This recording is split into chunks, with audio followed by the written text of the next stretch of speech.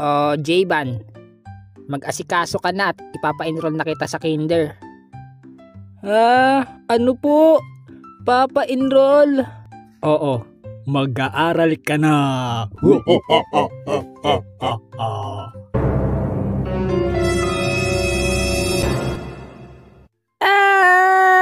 Hindi! At dito na nag-umpisa ang kalbaryo ni J-Ban. Joke lang, ang OA naman nun. Kumusta pala kayo? Ang kwento pala natin ngayon ay tungkol sa aking karanasan nung mag-uumpisa na akong mag-aral sa kinder. Papasok na si J-Ban! Yehey! Ayos, mag-aaral na ako. Nung napa-enroll na ako ni mama sa kinder, ay binilhan nila ako ng papel, lapis at crayola na mataba. Hindi yung payat, mataba, yung malusog. Ano to? Maga? Para maumpisan ko ng pag-aaral ko sa pagsulat. Hindi pa kasi ako marunong magsulat. Alam nyo na, puro drawing lang ginagawa ko. Ano ba yan? Hindi naman ako marunong magsulat eh. Gusto ko mag-drawing na lang. Pwede naman ata yun. Mag-drawing na lang ako. Oh, tara, turuan kita kung paano magsulat. Sulatin mo muna pangalan mo. Isulat mo dito ang buong pangalan mo. Ano po buo kong pangalan? Bahala na yung gumagawa ng animation dyan. Nge. Kaya ayun na nga. Inaral ko na yung pagsusulat. Tinuruan ako ni mama magsulat. Wow! Ang galing ko magsulat. Minsan tinatamad ako dahil hindi ko magawa ng maayos yung pagsulat ko. Ang hirap naman magsulat. Pero sinusubukan ko pa rin aralin yung pagsusulat. Subukan ko pa rin. Di ako makakagawa ng love letter niyan pag di ako marunong magsulat. At sunod nun bumili rin si mama ng abakada. Babasahin ng mga bata para matutong magbasa. Oh anak, binilhan kita ng abakada. Wow! Di ba prutas yun na kulay green? Abokado yun. Ito ang abakada. Ito ang gagamitin mo para matuto kang magbasa. Wow!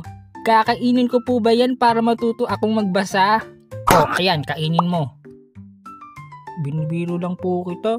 Anong biro? Tara dito. Mag-aral kang magbasa. Opo.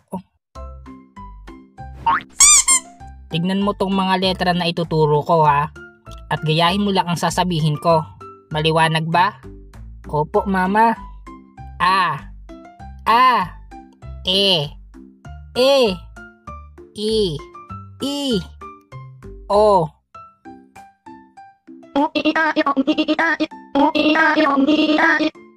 At pag malapit na ang pasukan, bibili na ang ating magulang ng mga gamit o school supply para sa nalalapit na pasukan. Yan talaga yung exciting part pag magpapasukan na. Yung tuwang-tuwa ka kasi bago lapis mo, bago mga notebook mo, bago sapatos mo, at bago bag mo. Di gulong na bag yung pangarap kong bag nung bata pa ako. Kaso di ako nagkaroon nun eh. Wala kaming pera eh.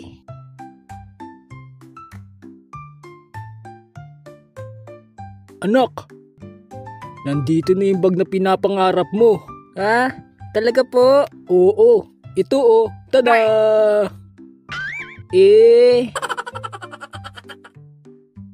Gustong gusto ko talaga yung may gulong na bag.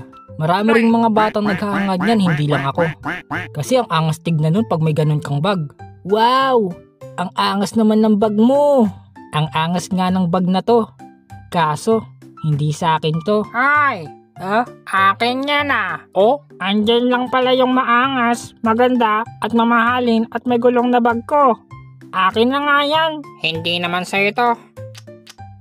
Ay, akala ko sa'yo. Hindi, nakita ko lang dito. At kahit masira yun, magagamit mo pa rin siya. Pwede mong gawing sasakyan yung gulong nun. Katulad nito. Handa ka na ba? Oo, handa na ako. Ito na! Aray!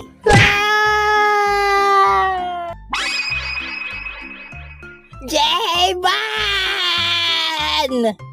Huwag niyong gagayahin yan mga bata. Kung ano lang ang mga kayang bilhin ng ating magulang, magpasalamat tayo dahil kahit papano ay meron tayo nagagamit sa pag-aaral. Kagamitan lang naman yan eh. Hindi naman yung magagandang gamit ang dahilan kung bakit tayo nag-aaral.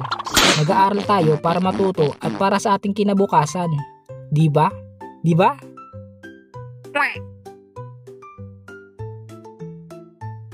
At ang araw ng pasukan. Tulog pa rin si Jayban. Umaga ang pasok ko, kaya maaga pa lang at wala pang sikat ng araw, ginigising na ako ni mama. Kaso, tulog mantika ako eh, kaya mahirap ako gisingin sa umaga. Tanda ko nga dati, dahil mahirap akong gisingin, binuhat na ako ni mama palabas ng kwarto. Jayban, papasok ka na. Jayban, ay nako, hirap talaga gisingin ng batang to.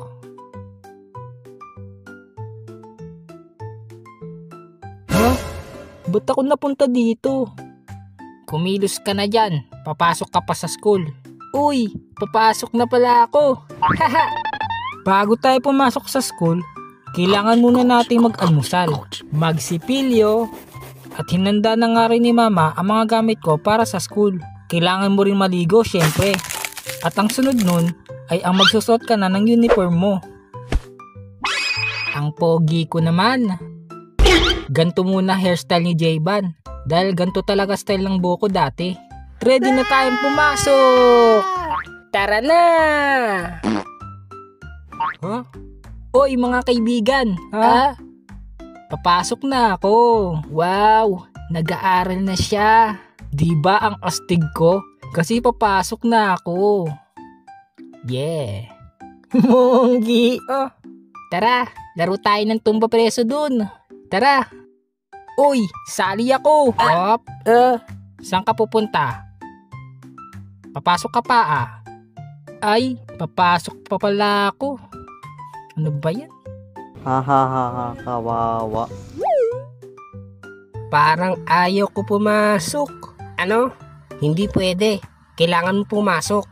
Baka nakakatakot doon, ma. Paano mo naman nasabi nakakatakot doon? Eh, hindi mo pa nga napupuntahan yun. Baka nangangain yung teacher. Ay nako, ayan ka na naman sa mga imahinasyon mo. Tigilan mo ako sa mga pinagsasabi mo. Tara na, papasok ka. Nahihilo ako ma. Baka may sakit ako. Tara, uwi na tayo para mapalo na kita. Ay, hindi na pala masakit ulo ko. Jayban! Oh? Rap! Magkaklase tayo. Kaklase ko pala yung isang kaibigan ko na tawagin na lang nating Rap. Hindi niya totoong pangalan. Magkaklase tayo. Talaga? Ayos yun. Sabay kaming pumasok nung first day of school namin. Magkasabay. Kaya, ayun na nga.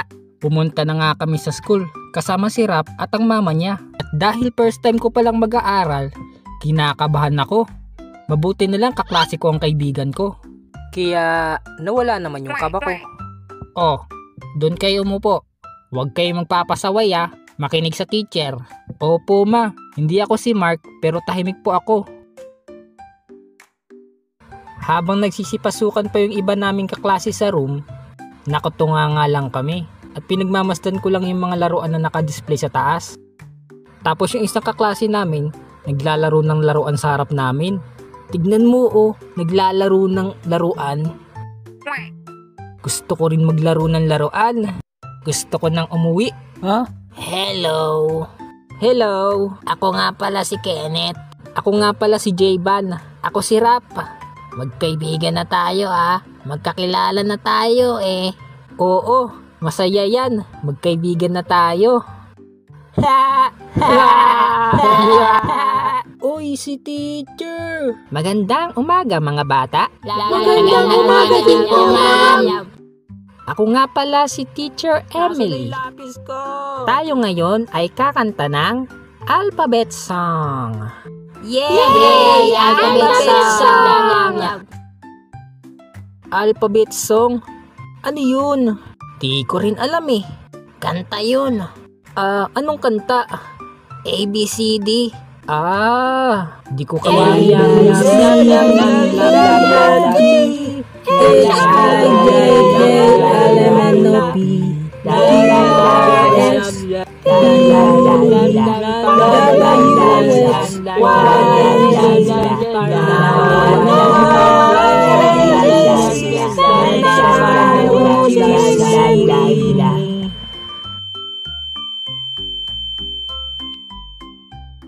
Ang gagaling niyo namang kumanta, mga bata. Ang sarap sa tenga. Dahil first day pa lang, wala kaming masyadong ginawa nun. Sa pagkakatanda ko, hindi ko na rin kasi tanda yung ibang pangyayari nung unang araw ko sa kinder. Basta madali lang yung uwian namin nun. Ayun lang naman yung hinihintay ko eh.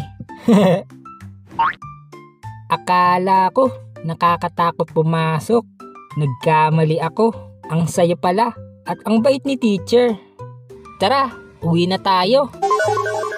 O, di ba? Andito kagad ako. Bye-bye!